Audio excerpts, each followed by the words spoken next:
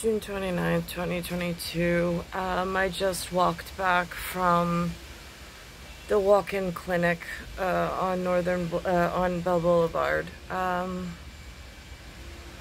Again, field notes for Eric AMA in Arousal, that spells America. I go in with the symptoms presenting. I tell him that the other doctor gave me the steroid, didn't work. Then I tried some over-the-counter medication, didn't work. He then runs a UA, looking for a UTI, and sure enough, the results come back that there's leukocytes. I asked for a WBC panel. I wanted to get a count of and potential for what leukocytes are elevated. He sent the UA out for a culture. I also wanted to see what my platelets were at, because those are the destroyed cells, which my platelets have been elevated for a while on erythrocytes, on RBCs.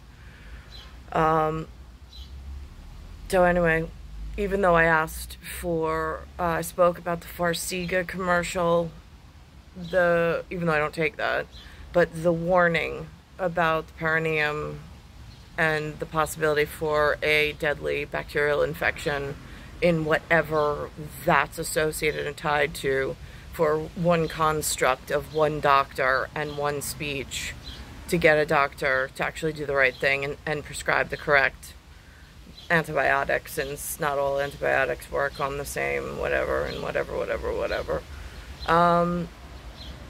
So he's sending it out for a culture. He sent over an antibiotic. I'm now waiting. But this guy is doing that.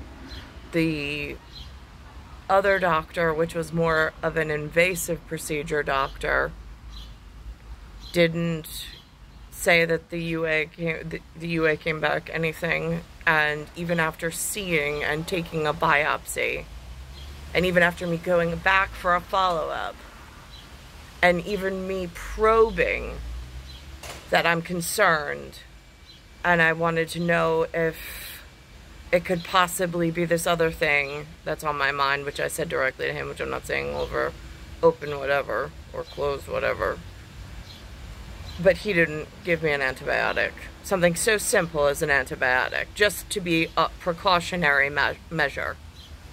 And I mean, in my chart, should anybody bother to look, that takes the time to go through such a noble profession, or what used to be, they might see that I don't ask for antibiotics a lot. I'm not an abuser of antibiotics, and if I'm presenting with symptoms, especially something that you had a biopsy, a steroid ointment's not going to be enough.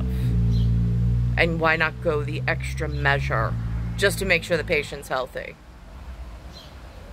The level of care in New York is absolutely foul. I don't know why. It's star 1978, star 8378, Nicole, Cattaruzza. It's Earth, solar system, Milky Way, universe, galaxies, broken.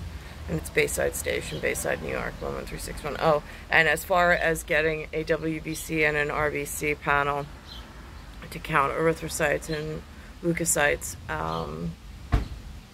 they don't do phlebotomy in that particular whatever. They came up with some circle excuse why not, and so I'd have to go out, but they said to wait for the culture to come back, which I'm fine with, for whatever is going on in the UA at the moment. He also listened via stethoscope to my heart, my lungs, and there's no sign of like clicking or whatever. I don't know what words, I mean, I know what my words are, but I'm not doing words over words. There were no sounds that sounded irregular, thank God. I told him that I was having trouble breathing, and the assistant who first came in, she said I had a 103 fever. And I'm like, what? And then the doctor guy read it, and he's like, it's the whatever guy who's there said, no, it's 100.3. And I'm like, well, that sounds more about right. But now she's doing a flu test and a COVID test. I'm like, what, are we like paying for your salary at the moment? I mean, this is an excessive use of and wasted materials. I mean, and I can see the writing that's non-American in the window of the facility. It's associated with Northwell Health. Can't seem to get around that problem area, but whatever. But